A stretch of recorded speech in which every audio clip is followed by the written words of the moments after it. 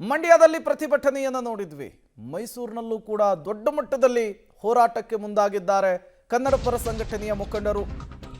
ಈ ಮೂಲಕ ಕರುನಾಡಿನಲ್ಲಿ ಭುಗಿಲೇಳ್ತಾ ಇದೆ ಕಾವೇರಿಯ ಕಿಚ್ಚು. ಮೈಸೂರಿನಲ್ಲಿ ಕನ್ನಡ ಪರ ಸಂಘಟನೆಗಳಿಂದ ಬೃಹತ್ ಪ್ರೊಟೆಸ್ಟ್, ಬಿಂದಿಗೆಯನ್ನ ಹಿಡಿದು ವಿನೂತನ ರೀತಿಯಲ್ಲಿ ಪ್ರೊಟೆಸ್ಟ್ ಅನ್ನ ಮಾಡಿದ್ದಾರೆ ಮೈಸೂರಿನಲ್ಲಿ. ಮೈಸೂರಿನ ಅಗ್ರಹಾರ ವೃತ್ತದಲ್ಲಿ ನಡೀತಾ ಇರುವಂತಹ ಪ್ರತಿಭಟನೆ ಇದು. ತಮಿಳುನಾಡಿಗೆ ಯಾವುದೇ ಕಾರಣಕ್ಕೂ ನೀರು ಹರಿಸಬಾರದು ಅಂಥೇಳಿ ಮೈಸೂರಿನಲ್ಲಿ ಆಗ್ರಹಿಸಿದ್ದಾರೆ ಕನ್ನಡ ಪರ ಹೋರಾಟಗಾರರು.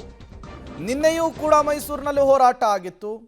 ಇವತ್ತು ಕೂಡ ವಿಭಿನ್ನ ರೀತಿಯಲ್ಲಿ ಪ್ರತಿಭಟನೆಯನ್ನು ಮಾಡುವುದಕ್ಕೆ ಮೈಸೂರಿನಲ್ಲಿ ಕನ್ನಡ ಪರ ಹೋರಾಟಗಾರರು ಮುಂದಾಗಿದ್ದಾರೆ.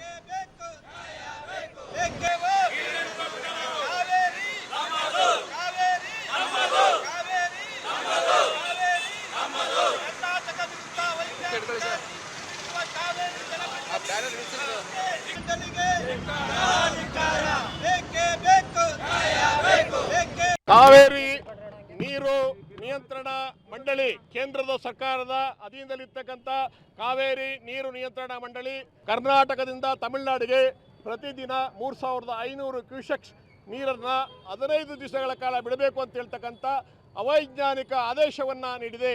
ಇದು ಕರ್ನಾಟಕದ ಕನ್ನಡಿಗರ ಕತ್ತು ಹಿಸುಕುವ ಕ್ರಮ, ರೈತ ವಿರೋಧಿ ಕ್ರಮ, ಈ ರಾಜ್ಯದ ಹಿತಾಸಕ್ತಿಗೆ ಮಾರಕವಾಗಿರ್ತಕ್ಕಂಥ ಇಲ್ಲಿ ಅಣೆಕಟ್ಟುಗಳನ್ನ ಪರಿಶೀಲನೆ ಮಾಡಿದ್ದೇನೆ. ಈಗ ನಮ್ಮ KRS ಆಗಿರ್ಬೋದು, ಕಬಿನಿ ಆಗಿರ್ಬೋದು, ಹೇಮಾವತಿ ಆಗಿರ್ಬೋದು, ಈ ಅಣೆಕಟ್ಟು ಕಾವೇರಿ ನೀರು ನಿಯಂತ್ರಣ ಮಂಡಳಿ ಅವೈಜ್ಞಾನಿಕವಾಗಿ ಪ್ರತಿ ವರ್ಷ ಏನಾದರೂ ಒಂದು ಕ್ಷುಲ್ಲಕ ಕಾರಣಕ್ಕೆ ಆದೇಶ ಮಾಡ್ತಾ ಇದೆ. ಅದು ಡೆಲ್ಲಿಯಲ್ಲಿ ಕೂತ್ಕೊಂಡು ಈ ಆದೇಶ ಮಾಡ್ತಾ ಇರೋದು. ನಮಗೆ ಕುಡಿಲಿಕ್ಕೆ ನೀರು ಕೂಡ ಸಹ ಬೆಂಗಳೂರು, ಮೈಸೂರಿಗೆ ಮತ್ತು ಸುತ್ತಮುತ್ತ ಜಿಲ್ಲೆಗಳಿಗೆ ನೀರಿಲ್ಲದೆ ಇರುವಾಗ ಮಳೆ ಅಭಾವದ ಕಾರಣ ಅವರು ಏನು ಪರಿಶೀಲನೆ ಮಾಡದೇ